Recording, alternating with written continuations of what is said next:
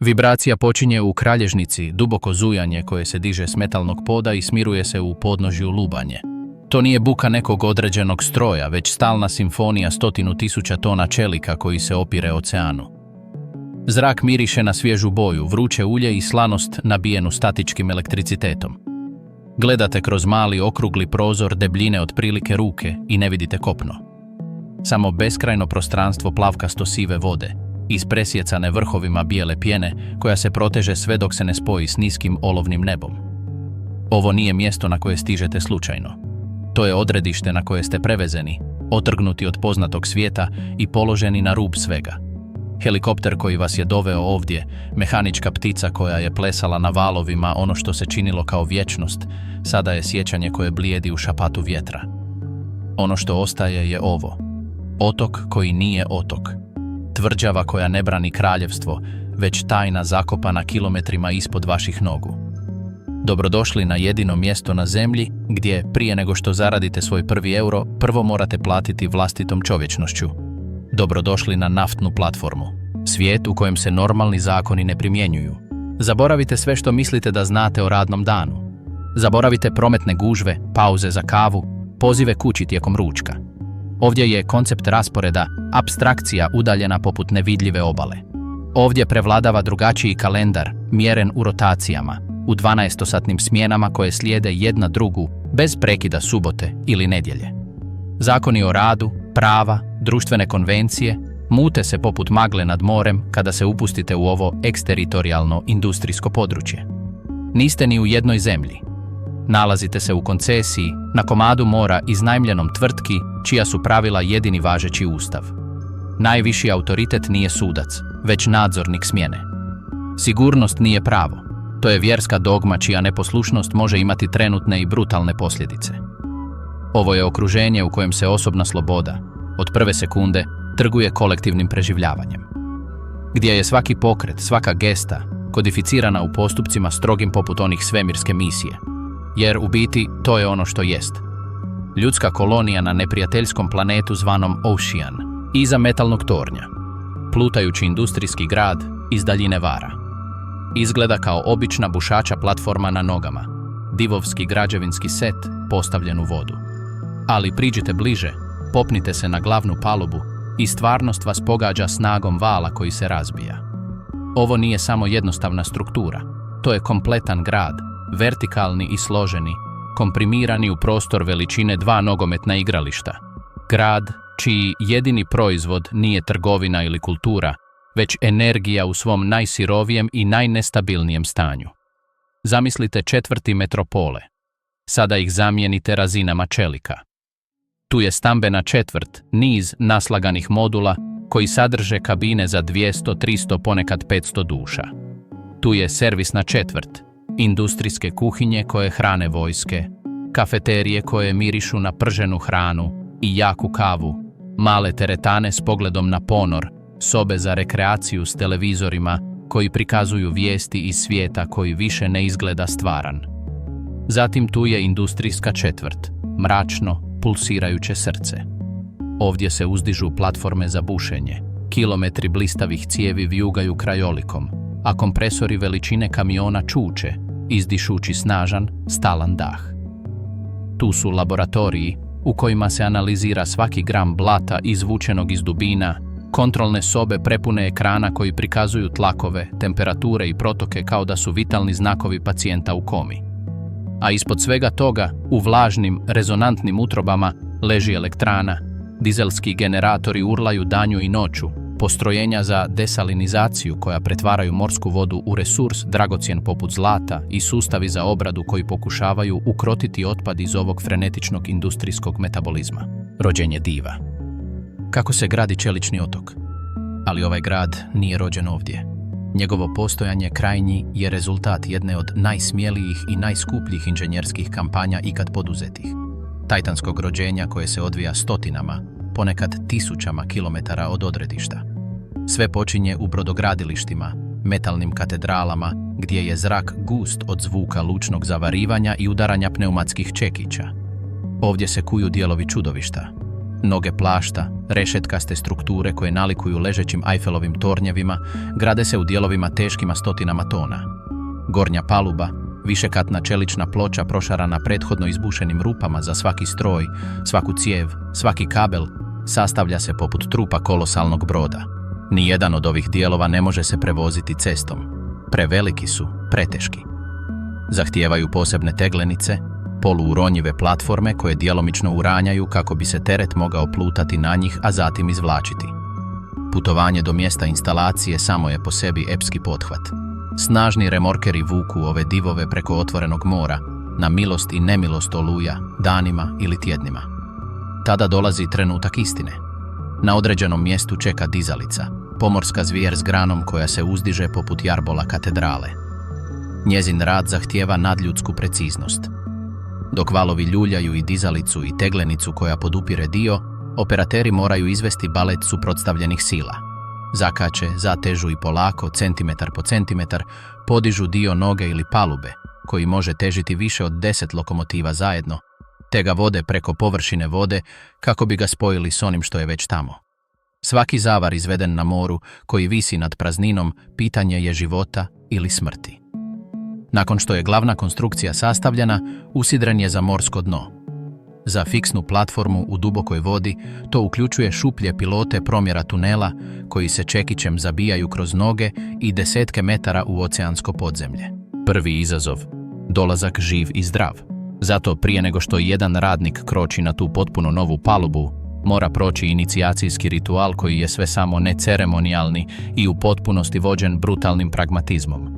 Vaše putovanje ne počinje na heliodromu. Počinje danima ranije, u centru za obuku na kopnu. Ovdje se transformirate iz građanina u člana posade platforme. Dobivate odijelo za preživljavanje, jarko crveno, groteskno napuhano neoprensko odijelo i bacate se u bazen gdje se simulira kaos helikoptera koji tone. Učite se osloboditi obrnutog pojasa pod vodom dok vam pluća gore. Učite napuhati splav za spašavanje usred umjetnih valova i dima. Učite se boriti protiv požara crijevima pod visokim tlakom. Zatvarati ventile u simulatorima koji vibriraju i zvuče kao pravi. Podvrgavate se iscrpnim liječničkim pregledima. Slabo srce, loše kontroliran krvni tlak, latentni psihološki problem. To su razlozi za trenutno isključenje. Platforma nije bolnica. To je ispostava gdje evakuacija može biti nemoguća danima zbog vremena. Zatim dolazi let. Ukrcavate se u helikopter s knedlom u želucu. Nosite automatski prsluk za spašavanje i osobni lokator. Buka rotora nadjačava svaki razgovor. Tijekom leta, koji može trajati više od sat vremena, ne vidite ništa osim vode. Obala nestaje. Platforma se čini poput igračke u prostranstvu, polako se pretvarajući u čudovište. Potpuna izolacija. Kad dan i noć izgube značenje, vaš novi dom je koliba. Nemojte ga nazivati sobom. To je metalna kabina, obojena u tupu industrijsku boju koju dijelite s cimerom koji, ako imate sreće, ne hrče. Tu su 2 kreveta na kat, 2 mala ormara, sićušni umivaonik. Prozor, ako imate sreće. Prostor je toliko skučen da možete dodirnuti oba suprotna zida ispruživši ruke. Ovdje je vrijeme iskrivljeno. 12 sati rada je intenziteta koji ćemo uskoro otkriti. Ali 12 sati odmora možda je još veći psihološki izazov. Buka nikad ne prestaje. To je niskofrekventno zujanje koje se probija posvuda, stalna prisutnost koja isprva omamljuje, a zatim se smiruje u pozadini vaše svijesti, iscrpljujući rubove vašeg strpljenja. Hrana, iako obilna i kalorična, ponavlja se. To je gorivo, a ne užitak. Internetska veza, ako je ima, spora je, skupa i nadzirana. Satelitski pozivi su skup luksuz i često ih prekida statička buka. Fizički ste izolirani, ali i gladni informacija. Vanjski svijet postaje šapat, naslovi vijesti koji kao da govore o drugom planetu. Vijesti od vaše obitelji stižu komprimirane poput poruka u boci. Ciklus dana i noći gubi svoje regulirajuće značenje. Radite danju koliko i noću, spavate kada vam završi smjena, čak i ako je vani podne i sunce se reflektira od valova. Zavjese u kabini su debele, ali svjetlost prodire unutra, a stalno bubnjanje strojeva ne poznaje tamu. Ova senzorna i društvena izolacija je spora kiselina. Nagriza pojam individualnosti. Svedeni ste na funkciju, broj u smjeni, tijelo koje zauzima prostor u čeličnoj ćeliji. Nostalgija nije romantičan osjećaj. To je tupa bol, težina u prsima koja postaje sve teža sa svakim danom koji prolazi. Jedina zajednica je ona drugih dobrovoljnih zatvorenika koji dijele vašu sudbinu. Sklapaju se intenzivna i prolazna prijateljstva, koja se pretapaju u zajedničku nelagodu. Javljaju se i napetosti, neizbježno trenje kada se osobni prostor mjeri u centimetrima, a jedini bijeg je sam rad. Platforma oduzima sve. Tišinu, odabranu samoću, povezanost, pojam cikličkog vremena. Zauzvrat, zasad, nudi samo kabinu, toplu hranu i još uvijek daleko i neopipljivo obećanje naknade. Cijena vještine i opasnosti budilica ne zvoni. To je vibracija na jastuku, tup udarac u snu koji nikad ne postaje sasvim dubok. 5 je ujutro. Iako na ovom mjestu to samo znači da je vrijeme da noćna smjena prepusti svoju noćnu moru dnevnoj. Lukas, nasilnik s 3 godine rotacije iza sebe, sjeda s gornjeg kreveta. Tijelo mu je teško kao da je udaren, umor koji drobi kosti i koji san nikad ne uspijeva sasvim rastjerati. Njegov susjed hrče u krevetu ispod, ritmični zvuk koji se stapa s vječnim brujanjem platforme. U ovoj kabini nema prozora, nema načina da se sazna sviće li vani ili se na moru sprema oluja. Postoji samo metalna sigurnost dužnosti. Nosi termo donje rublje, plavi vatrutporni kombinezon i zaštitne čizme s čeličnim vrhom. Svaki odjevni predmet je barijera, talisman protiv okoline. Izlazi u uski, fluorescentni hodnik i kreće prema menzi. Zrak već miriše na zagorenu kavu i pržena jaja. Muškarci jedu u tišini, izmjenjujući kratke fraze, oči su im još uvijek natečene. Nema energije za druženje. Hrana je gorivo, kalorijska rezerva za sljedećih 12 sati. Lukas proždire svoj tanjur. Zna da, jednom kada stigne na mjesto bušenja, neće biti pauze ni za što nije apsolutno neophodno. Uzima zaštitnu kacigu, rukavice otporne na posjekotine, zaštitne naočale, pojas. Svaka stvar provjerena, svaka kopča pričvršćena. Izlazeći van, stvarnost ga udara po licu. Zrak je hladan i vlažan, težak od zagušljivog mirisa sirove nafte i pekanja slanog zraka. Buka, prigušena u unutarnjim hodnicima, ovdje eksplodira u svojoj kakofoničnoj slavi. Ritmičko tutnjanje bušilice, šištanje parnih cijevi, stenjanje vjetra kroz čeličnu rešetku, udaljena buka generatora. Lukas hoda stazama s rešetkastim podom, odakle može vidjeti 30 metara ispod svojih nogu, valove kako se tupo razbijaju o noge platforme. Ne gleda dolje. Njegov se već mijenja. Neugoda zatočeništva, nostalgija, umor.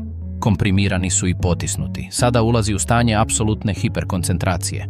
Posada broda koji nikad ne plovi. Ova čelična tvrđava ne upravlja se kormilom, već hijerarhijom znanja i simfonijom međusobno povezanih specijalnosti. Nije tvornica. To je industrijski organizam, a svaki čovjek na brodu je stanica specijalizirana za vitalnu funkciju. U mozgu, izoliranom u klimatiziranoj sobi ispunjenoj sablasnim sjajem desetaka ekrana, nalazi se kontrolni tim. Inženjeri bušenja, s doktoratima iz geologije i mehanike fluida, stratezi su. Oni interpretiraju seizmičke podatke, odlučuju o putanji bušotine i izračunavaju tlakove jednadžbama koje bi mogle ispuniti cijele ploče. Uz njih, operateri, s prstima koji lete po zaslonima osjetljivim na dodir, su taktičari. Oni kontroliraju težinu na svrdlu, brzinu rotacije, protok iz plake za bušenje. Promjena u njihovoj reakciji od milisekunde može značiti razliku između uspjeha i katastrofe vrijedne milijune. To je središnji živčani sustav. Periferni živčani sustav sastoji se od tehničara za instrumentaciju i elektrotehniku. Oni su neurolozi čudovišta. Kreću se po platformi s kutijama preciznih alata, kalibrirajući senzore koji mjere tlakove od 1000 bara, temperature od 100 stupnjeva i protoke od milijuna litara. Pogrešno kalibriran senzor može poslati lažne informacije u mozak, što dovodi do katastrofalne odluke. Njihov rad je tih, pedantan i neprocjenjiv. Tu je i mišićni sustav. Grubi ljudi poput Lukasa, bušači s toranjima, bušači. Oni su inteligentna sirova sila. Rade na bušačoj platformi, čeličnom krugu okupanom blatom i zaglušujućom bukom. Spajaju i odvajaju dijelove cijevi duge 30 metara, teške nekoliko tona, uz pomoć gigantskih hidrauličnih stezaljki zvanih željezni grubi ljudi. Penju se na toranj, 50 metara iznad platforme, njišući se skretanjem platforme, kako bi vodili cijev. Njihova fizička snaga je ogromna, ali njihova prava vještina leži u njihovoj koreografiranoj koordinaciji, jeziku gesti i pogleda koji spriječava da ih pogreška u dijeliću sekunde košta ruke ili ih pretvori u mrlju na čeliku. A cijeli taj organizam štiti njihov imunološki sustav. Zaštitari sa svevidećim očima zaustavljaju svaki rad na prvi znak opasnosti. Otkucaj srca čudovišta. Bušenje do nezamislivih dubina, srce zvijeri kuca na bušačoj palubi, a njezin otkucaj srca je zvuk bušilice. Duboko visceralno čekićanje koje odjekuje cijelom strukturom i osjeća se u zubima. Ali ono što se ovdje događa samo je vrh ledenog brijega koji se uranja u tamu. Svrdlo, uređaj veličine tanjura za večeru, ali obložen industrijskim dijamantima, vrti se ne 30 metara ispod palube, niti 100.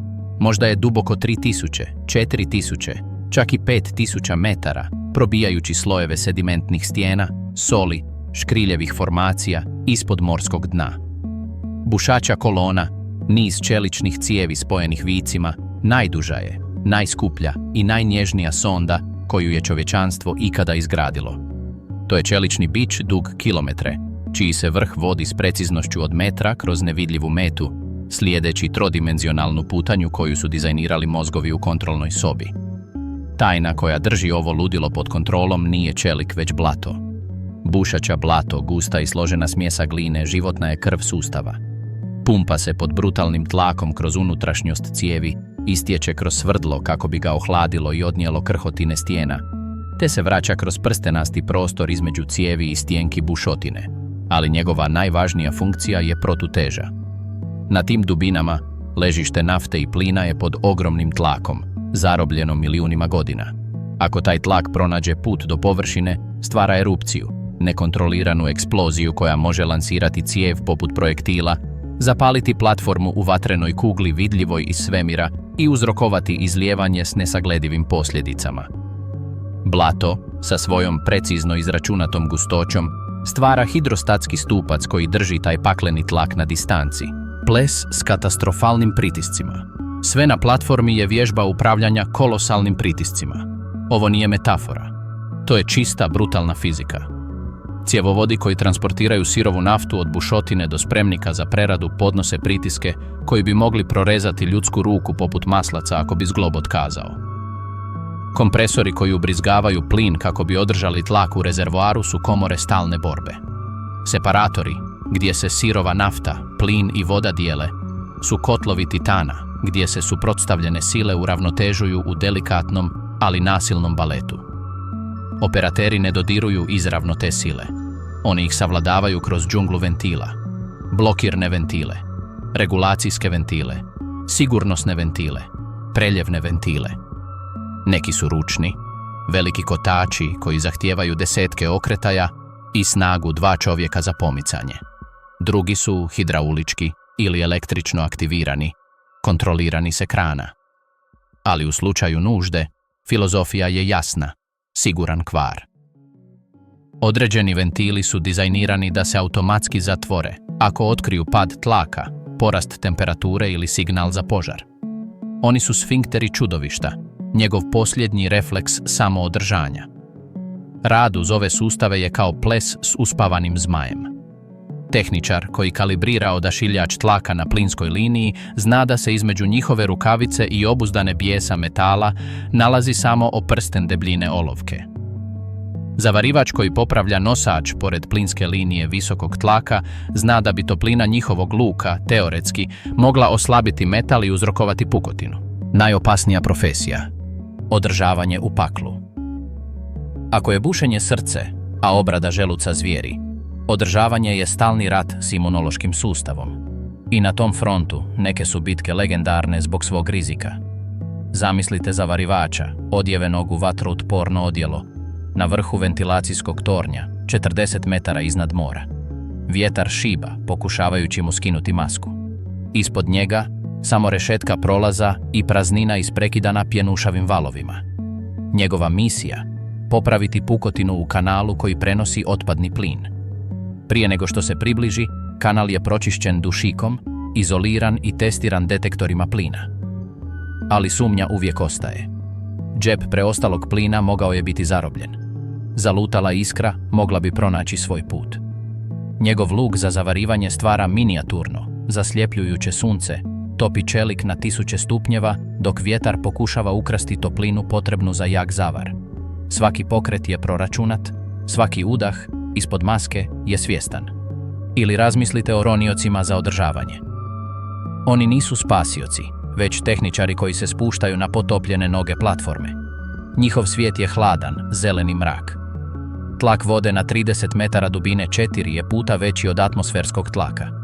Rade s posebnim hidrauličkim alatima, osvjetljeni reflektorima koji privlače rojeve znatiželjnih riba. Njihov neprijatelj je galvanska korozija, rak čelika u moru. Pregledavaju žrtvene anode, one velike cinkove šipke koje korodiraju umjesto čelične konstrukcije. Ultrazvukom mjere debljinu nogu, tražeći nevidljivo trošenje. Njihova najveća opasnost nisu morski psi, već zapetljaji, njihove cijevi za dovod zraka koje se zapetljavaju u rešetku ili nagla promjena struja koja ih udara o metal. Nevidljive i vidljive opasnosti. Platforma je katalog prijetnji, neke očite poput šake, druge prikrivene poput otrovnog šapata. Među nevidljivima, vodikov sulfid, H2S, vlada vrhovno. Ovaj plin, koji u niskim koncentracijama miriše na pokvarena jaja, u visokim dozama paralizira osjet mirisa i ubija u nekoliko sekundi zbog respiratornog zastoja. Može procuriti iz bunara, nakupljati se u zatvorenim prostorima ili se skrivati u cijevi otvorenoj za održavanje. Svaki radnik nosi osobni H2S detektor na pojasu, mali uređaj koji bi oglasio prodoran alarm ako bi razina porasla. To je stalni podsjetnik da zrak koji udišete može postati vaš krvnik u bilo kojem trenutku. Zatim tu je i suštinski vidljivi neprijatelj. Vatra. U konstrukciji od čelika, ispunjenoj ugljikovodicima, strujom i kisikom, vatra je apsolutna noćna mora. Kratki spoj, curenje plina koje pronađe iskru, pregrijani motor, bilo što od toga može osloboditi pakao za manje od minute. Sustavi za gašenje požara su masivni. Prskalice morske vode, poplave CO2 u strojarnicama, pjena koja se širi. Ali svi znaju da ako izbije veliki požar, mogućnosti su ograničene. Molite se da automatizirani sustavi rade i da se juri do stanica za ukrcaj u splavi za spašavanje, putovanje kroz metalni labirint koji bi se mogao pretvoriti u pečnicu. A iznad svega toga, tu je elementarna sila koja drži platformu na okupu, vrijeme.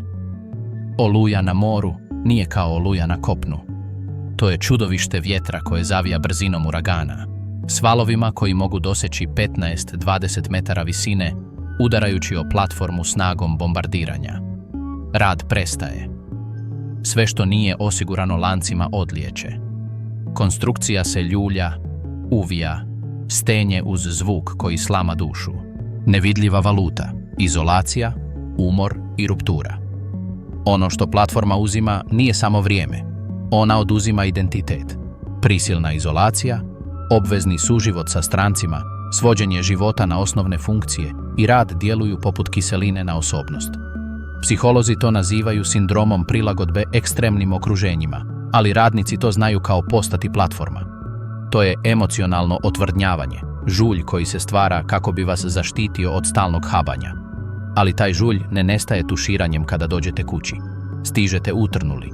Male frustracije domaćeg života s kojima ste se prije nosili sada se čine eksplozivnima, apsurdnima. Strpljenje, mišić koji se ne vježba u okruženju jasnih naredbi i trenutnih odgovora, atrofiralo je. Od 50 do 50. Život podijeljen u rotacije. Sustav rotacije. Poznatih 28 dana rada, 28 dana odmora ili 14 puta 14 ili čak 21 puta 21 prodaje se kao velika prednost. Radiš pola godine. Ali to je matematička iluzija koja maskira egzistencijalni prijelom. Ne živite cijelu godinu. Živite dva paralelna života koja se rijetko sinkroniziraju. Život A je onaj na peronu, svijet sive, plave i narančaste sigurnosti kojim upravlja smjenski sat, buka i dužnost. Život B je onaj na tlu, boja, kaos, obitelj, menadžment, slobodno vrijeme. Problem je prebacivanje, promjena načina razmišljanja. Prvih nekoliko dana kod kuće nisu za odmor, već za dekompresiju. Vaše tijelo i su još uvijek u vremenskoj zoni perona, još uvijek ubrzani, još uvijek u načinu preživljavanja. Doslovno se trebate detoksicirati od stresa. Tada, baš kada se konačno prilagodite, kada ponovno počnete biti tata ili muž, a ne bušač u dnevnoj smjeni, kalendar već odbrojava dane do vašeg povratka. Počinje tjeskoba prije odlaska. Osjećaj da je svaki sretan trenutak zasjenjen odbrojavanjem. Ne možete se obvezati na srednjoročne planove. Školski izlet, vjenčanje prijatelja, godišnjica roditelja. Bilo što od toga može pasti tijekom vaših radnih tjedana. Nedostaju vam. Točka.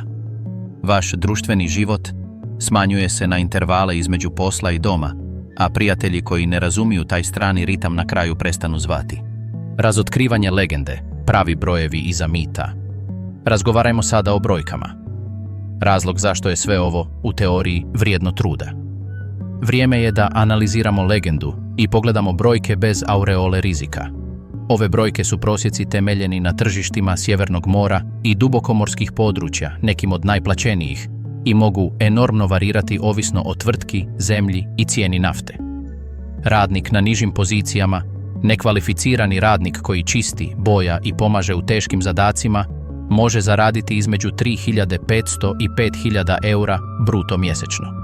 Ali imajte na umu, ta se plaća isplaćuje samo za odrađene dane. Na rotaciji 28/28, to znači da taj novac zarađuju radeći pola godine. Njihova ekvivalentna bruto godišnja plaća stoga bi bila između 21.000 i 30.000 eura. Na kopnu, kvalificirani građevinski radnik mogao bi zaraditi možda 18.000 eura. Premija rizika i izolacije je stvarna, ali nije astronomska na ovoj razini. Tool pusher, nadzornik bušenja u smjeni, s 10 godina iskustva i značajnim certifikatima, druga je priča. Mogu zaraditi između 800 i 1200 eura dnevno. U rotaciji od 28/28 njihova bruto mjesečna plaća može se kretati od 22.000 do 33.600 eura. Godišnji ekvivalent je između 132.000 i 200.000 eura bruto. Viši projektni inženjer u velikom gradu na kopnu, sa sličnim iskustvom, mogao bi zaraditi 80.000 ili 90.000 eura godišnje. Ovdje je bonus ogroman, često 100% ili više. Viši inženjer bušenja, mozak bušotine, može osigurati ugovore od 1.500 eura dnevno ili više, dosežući bruto godišnju zaradu veću od 250.000 eura. Njihov kolega u konzultantskoj tvrtki na kopnu teško bi zaradio više od 120.000 eura. Ali bruto brojka je iluzija. Prvo, tu su porezi. Mnogi od ovih ugovora sklapaju se preko tvrtki koje imaju složene porezne strukture, ali na kraju porezne vlasti uzimaju ogroman dio. Drugo, tijekom vaših 28 slobodnih dana ne ostvarujete nikakav prihod. Taj novac morate rastegnuti kako biste pokrili 2 mjeseca stvarnih životnih troškova, uključujući hipoteku, automobil i obitelj. Treće, tu je trošak ponovne integracije u život. Intenzivno trošenje na slobodno vrijeme, putovanja ili skupe darove kako bi se nadoknadili izostanci, što tijekom godišnjih odmora obično naglo raste. U konačnici, novčani tok je ogroman, ali neredovit. Zarađujete puno, samo da biste paradoksalno morali upravljati svojim novcem s monaškom štedljivošću pola godine ili upasti u opasan ciklus rasipanja novca na kopnu, a zatim nestrpljivo čekate sljedeći let koji će vam donijeti još više. Kad tijelo i kažu dovoljno, platforma ostavlja ožiljke koje vrijeme ne može izbrisati. Najčešći je gubitak sluha. Čak i uz zaštitu za uši, kronična izloženost buci teških strojeva, kompresora i bušilica na kraju uzima svoj danak. Visokofrekventni tinnitus, stalna zvonjava u uhu, postaje trajni zvučni zapis vaše starosti, podsjetnik na svaku smjenu koju ste radili. Problemi sa zglobovima i leđima su norma, a ne iznimka. Nošenje težine u neprirodnim položajima, na nevlažnim rešetkastim podovima, pod stalnim vibracijama, troši koljena, kukove i kralješke kao da pripadaju starom stroju. Kronični stres, taj nerazdvojni pratilac, sporo djeluje otrov. Održava krvni tlak visokim, slabi imunološki sustav i povećava rizik od srčanih bolesti. Izloženost kemikalijama, iako kontrolirana, stalna je. Aromatski ugljikovodici, aditivi za isplaku, industrijski proizvodi za čišćenje. Dugoročni učinci su područje istraživanja, ali sjena potencijalnih respiratornih ili dermatoloških problema uvijek je prisutna. A tu je i mentalni aspekt. Burnout u ovom kontekstu nije samo umor od rada. To je egzistencijalna iscrpljenost, dug sna i mira koji tijelo prije ili kasnije zahtijeva. Mnogi veterani odustaju ne zato što novac prestaje biti dobar, već zato što njihovo fizičko ili mentalno stanje podiže bijelu zastavu. Dođe dan kada plaća, ma koliko velika bila, više ne može kupiti iluziju da je vaše zdravlje beskonačan resurs. Bilanca. Faustovska razmjena. Dakle, isplatili se. Nema jedinstvenog odgovora, jer se jednadžba rješava u privatnosti svakog pojedinca. To je faustovska razmjena u kojoj nudite godine svog života u zamjenu za moć. Ne nadnaravnu, već financijsku. Za neke je to dogovor života. Poput Karla, 45-godišnjeg Norvežanina koji je radio kao podvodni zavarivač, izgubio sam prvi brak, nisam vidio kako mi kćeri odrastaju. Imam titansko koljeno i čujem tinnitus. Ali s onim što sam zaradio u 15 godina, moja druga supruga i moja sadašnja djeca nikada se neće morati brinuti o novcu. Kupio sam šumu. Imam mir. Za mene je vrijedilo svake sekunde hladnoće i straha.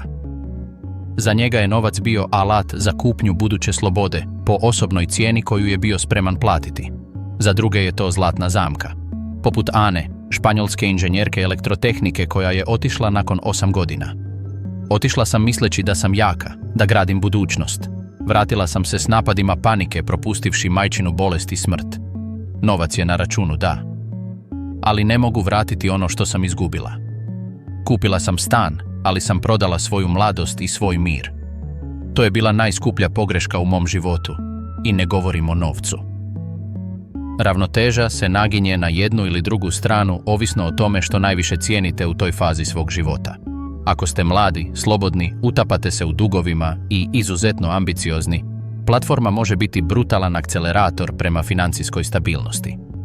Za 5 godina vam daje ono što bi vam trebalo 20 da akumulirate na kopnu. Ali ako već imate obitelj, ako cijenite svakodnevni život, prisutnost i mentalno zdravlje iznad materijalnih stvari, svaki dan na moru bit će mala suza u vašoj duši. To nije posao. To je radikalan životni izbor. Oni ne zapošljavaju zaposlenika. Regrutiraju dobrovoljca za visokorizičnu misiju s visokom nagradom, s naknadom koja je sukladna oduzimanju imovine koje zahtijeva. Stoga, sljedeći put kada čujete o tim sanjanim plaćama usred oceana, zapamtite da one nisu dar. One su dogovorena cijena potpune žrtve. Proračunati kompromis između dana normalnog života i tjedana službe u čeličnoj tvrđavi, između udobnosti i ekstremnih izazova, između prisutnosti i odsutnosti. Naftna platforma nije samo radno mjesto. To je lonac gdje se sudaraju ljudska ambicija, nemilosrdno inženjerstvo i ravnodušnost oceana. A plaća, koliko god se činila visokom, samo je vrh ledenog brijega, čija je baza sačinjena od usamljenosti, rizika i nadljudske otpornosti. Pravo pitanje nije koliko plaćaju, već koliko ste vi spremni platiti.